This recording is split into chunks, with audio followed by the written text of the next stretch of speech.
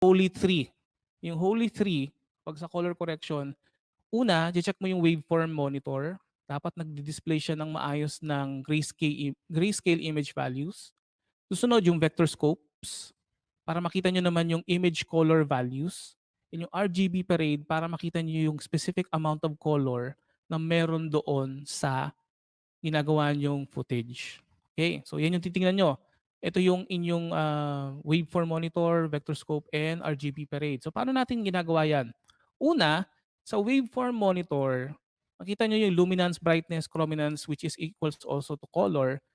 Kapag kanina binanggit ko, kapag kayo ay umabot ng 100, medyo magki-clip magano siya. Hindi siya hindi siya ganun kaganda kasi may nawawalang details doon. Ito yung categories niya, tingin mo mabuti. Pag over 100, meron tayong super whites.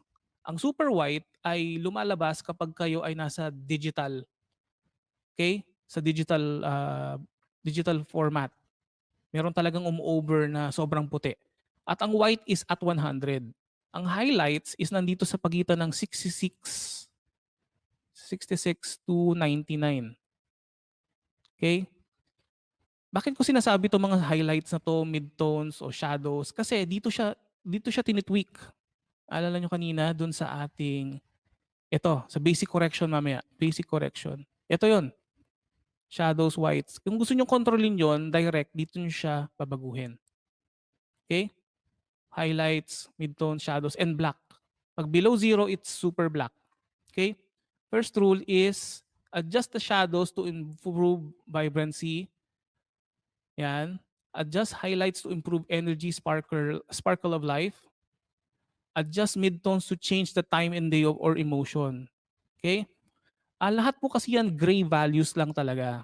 And when you stack it up, nakikita nyo lahat ng kanyang saturation, yung kanyang... Ito yung 3 rules in color correction. Avoid super whites and super blacks. Paano siya minomonitor? Using the waveform, yung luma waveform. Make equal values of the colors using the RGB parade, using the vector scope. Okay? To remove a color, add an opposite color to counter it. So for example, ito. Babalik tayo dito sa ating unang ginawa. Ito, this one. Ito. Yan. Ito. Itong ating, ano pangalan ng clip na to? Anong pangalan niya? I-right click nyo, pero pwede nyo makita yan eh. Reveal in Finder. So ang pangalan niya is Fix Overexpose. So nandito tayo sa Fix Overexpose. Gusto natin na makuha pa rin yung blacks niya. Magkaroon tayo ng mga blacks pa dito, mas marami pa. So anong gagawin natin? Pupunta tayo sa Lumetri Color and then i-click nyo yung basic correction. Tapos i-dial nyo nga pababa. Ito, tingnan nyo.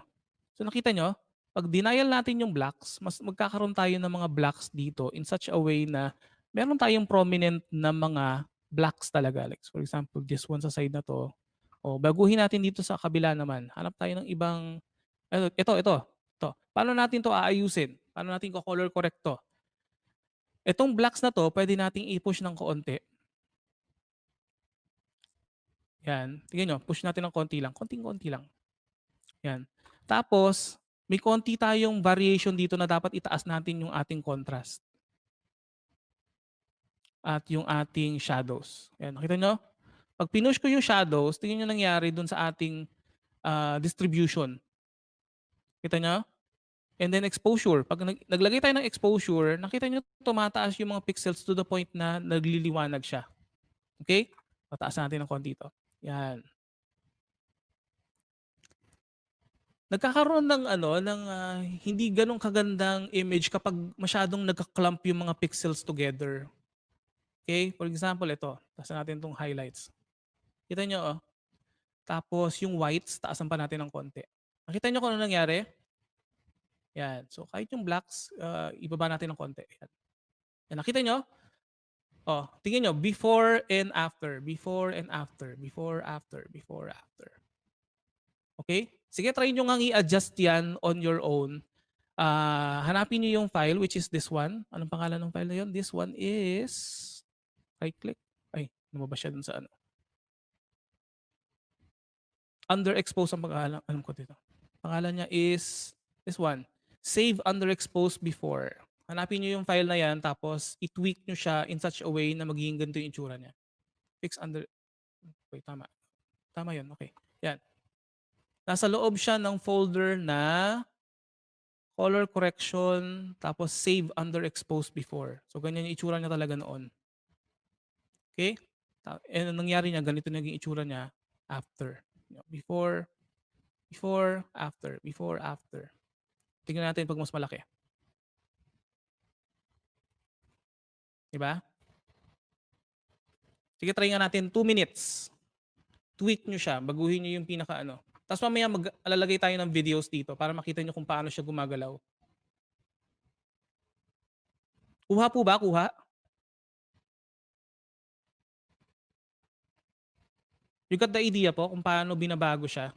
Yan, okay. Sige, maglalagay muna ako ng mga videos sa color correction videos dito. Ginawa ko siyang photo kasi para maano siya, para hindi tayo ma-distract kung paano natin binabago yung ano. Pero ngayon pwede natin siyang lagawin na this one. Ilagay ko siya, ilagay ko dito sa ating timeline. O pwede nating i-right click tapos automate to sequence. Pwede nang gawin yun kung gusto nyo. Pero in our case, ilagay na lang natin siya, ilatag na lang natin siya dito. Okay. So meron tayong mga videos dito. Yan. So nakita nyo, ito yung sinasabi ko sa inyo, baka ma-distract kayo. Kasi pag nag-play ako, gumagalaw din yung ating luma scopes or yung lumetri scopes, yung ating luma, waveform RGB. Actually, kung nadidistract pa rin kayo sa color nito, pwede nyo baguhin yan. Pag click nyo dito, tapos puntahan nyo yung waveform, gawin nyo siyang luma. Okay, pag click nyo yan, yung pinaka, ano lang siya, grayscale values lang, hindi yung RGB. Okay? Kuha nyo siya. Kasi yung iba, by default, ito yung tinatanggap nila, which is yung waveform na RGB. Kahit ako, medyo nalilito ako dito kasi una, kapag gine-grade ko siya, gusto ko lang makita yung grays niya, yung gray areas, 'di ba? Ito medyo nadi-distract ako dito. Although nakikita nyo na meron pala tayong mga reds dito na sobrang taas. So pwede nating babaan 'yan. So paano natin babaguhin? Pwede niyo baguhin dito sa atin sa temperature. For example 'yan. Tingnan niyo? Pero hindi 'yan yung pinakamadali, pinakamagandang paraan. Magandang paraan yung RGB parade, mamaya gagawin natin 'yon. Okay, so done na po. Nagawa niyo na ba yung ibang ano? Na-experience niyo na kung paano kino-correct 'yon kanina? Yung pinakauna kanina, 'yan. Okay, so kung nakuha niyo 'yan, susunod natin pag-aaralan is again, nakuha tayo ng idea kung paano natin aayusin, iko-correct muna yung ating exposures, paano natin distribute na maganda yung ating mids, yung ating shadows, yung ating highlights, 'yan. Okay, so next natin is this.